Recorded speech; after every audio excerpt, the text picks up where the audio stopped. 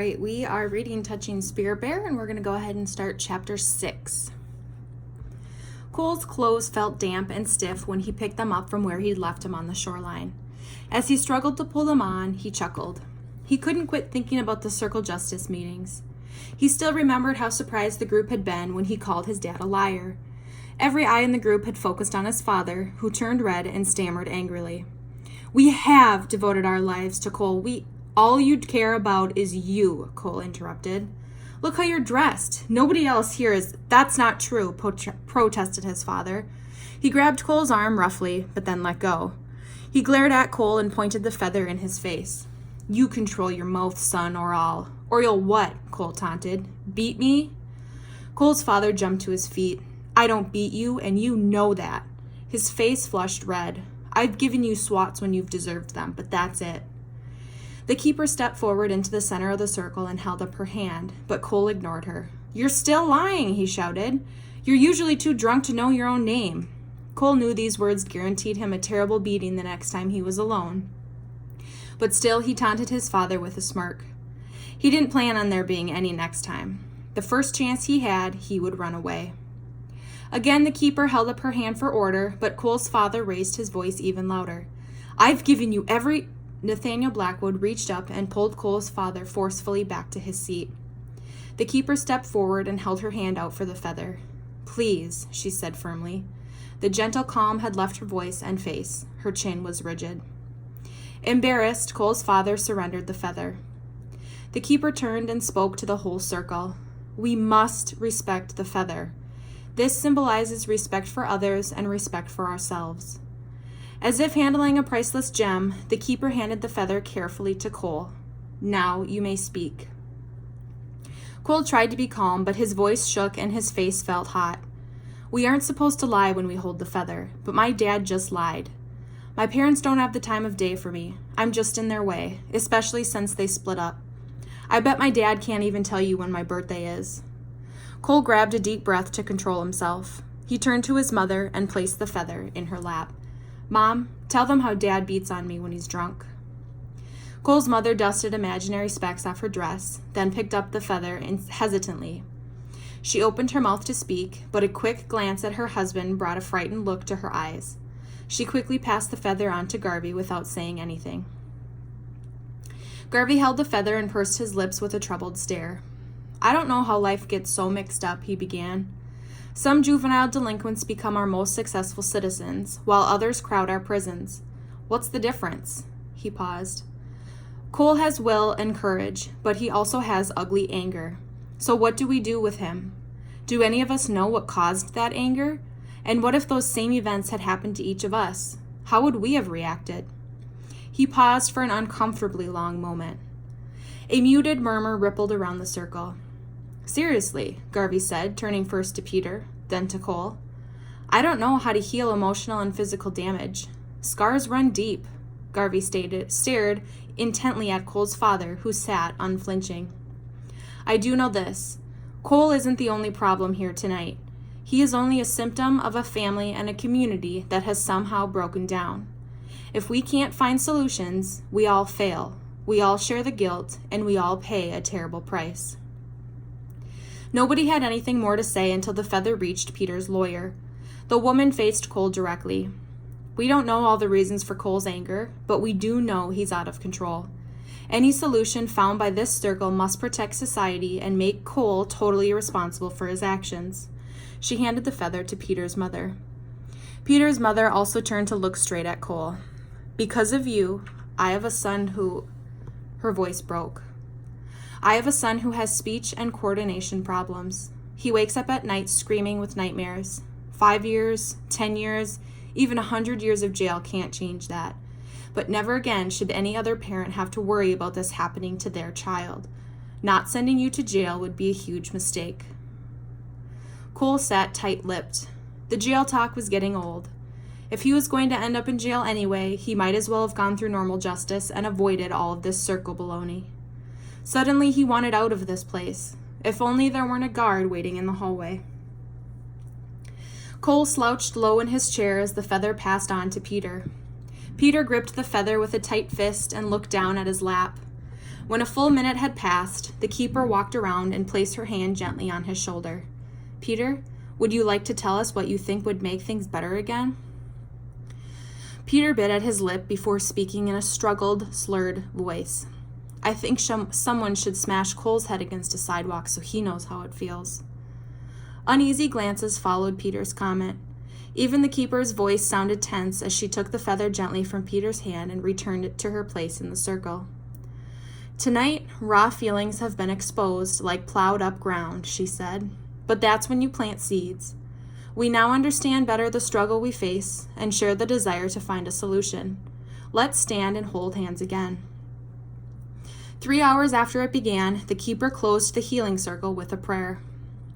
Cole stood but refused to hold his parents' hands. He folded his arms defiantly across his chest, causing a break in the circle. On his left side stood a liar who had beat him numb.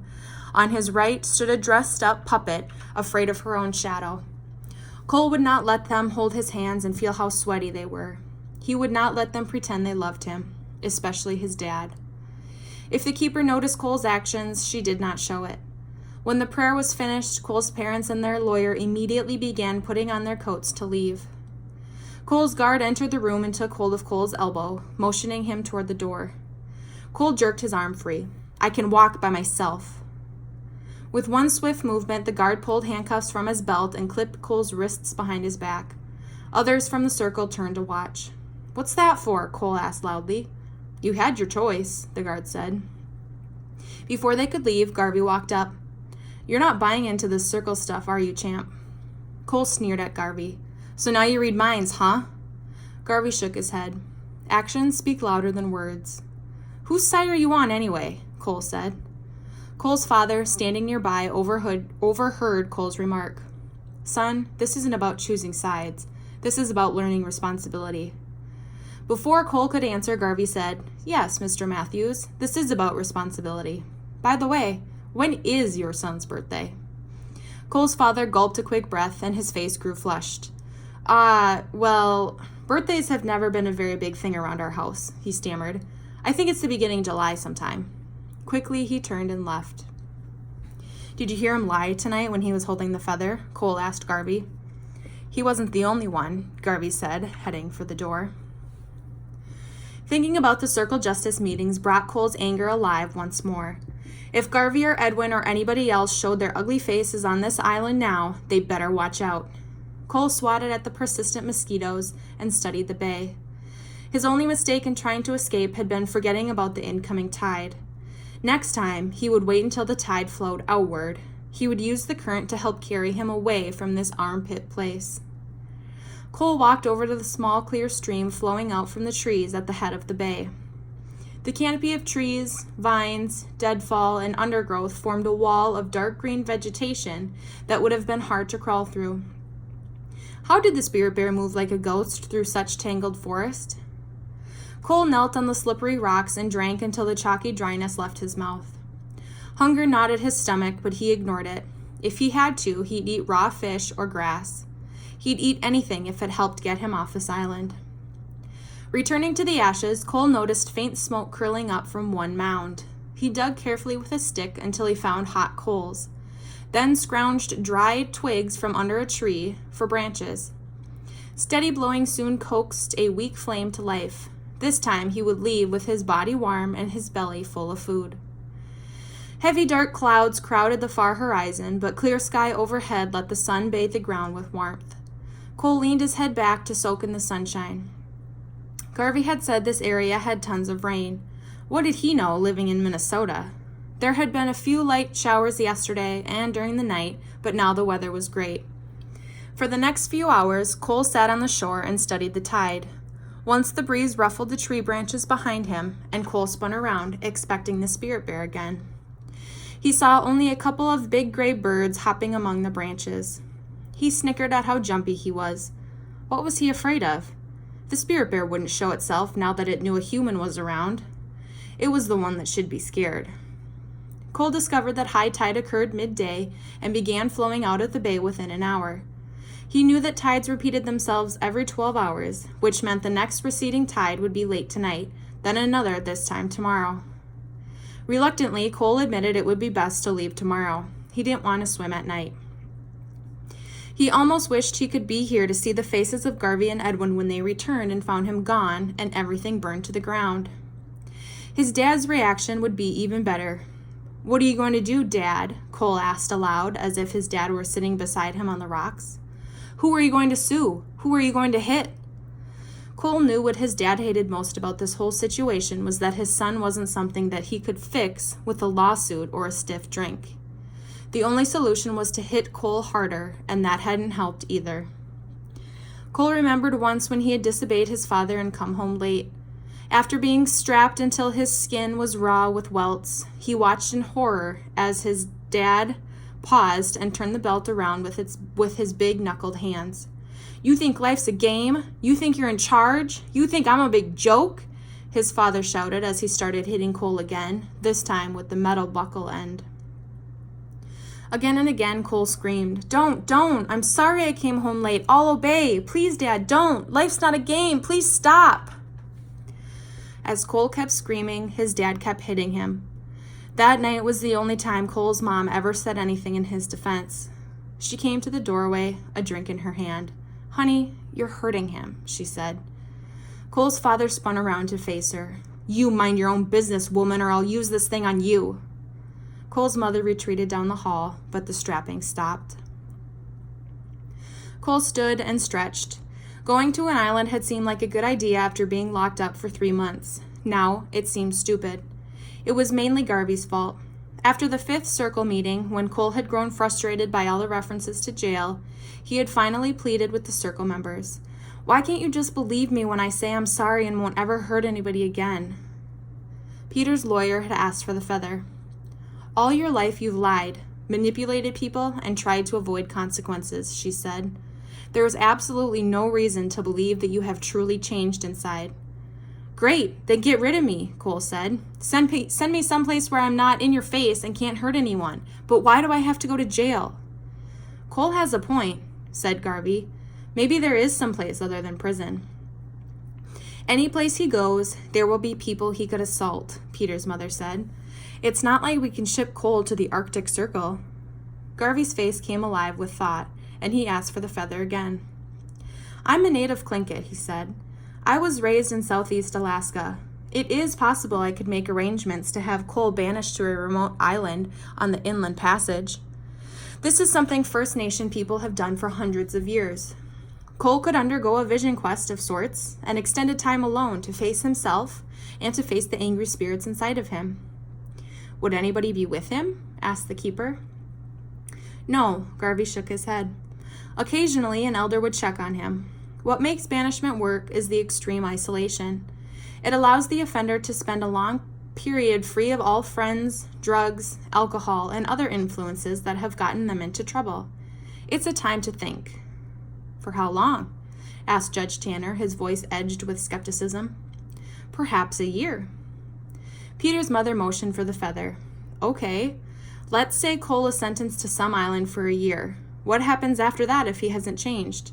Would he go free to hurt somebody else's child?" Garvey shook his head. "Banishment isn't a sentence. It's simply a time for Cole to walk his talk. We tell him to give more than lip service to the idea of change, but what change does he have? What chance does he have to prove anything if he's locked up? Sentencing would be delayed until the end of Cole's banishment. Then this same circle could reevaluate him and decide whether he has walked his talk and whether a sentence is still necessary." "What do you think of this idea?" the keeper asked Cole. Cole shrugged. "I've spent lots of time outside. It's not like I couldn't take care of myself." He turned to Garvey. "But could I still end up going to jail after spending a whole year on some island?" "That would be totally up to you," Garvey said. "You keep asking for a chance to prove you've changed. If you have nothing to worry about." Cole tried not to show it, but he was plenty worried. Suddenly, everybody seemed to motion for the feather at once. Rapidly, the feather worked its way around the circle. The air bristled with comments and questions, and by the time the keeper finished her closing prayer that night, everyone had agreed that Garvey should explore to see whether the plan might actually work. After the meeting, Garvey motioned Cole aside. "You do know that banishment is much harder than any jail cell, don't you?" he said. Then what's the point? Cole asked. If you go to jail, I won't bet a nickel on your future. So what's so hard about living on some island for a while? Garvey smiled knowingly. Go ahead and try it. Try manipulating a storm or lying to your hunger. Try cheating the cold.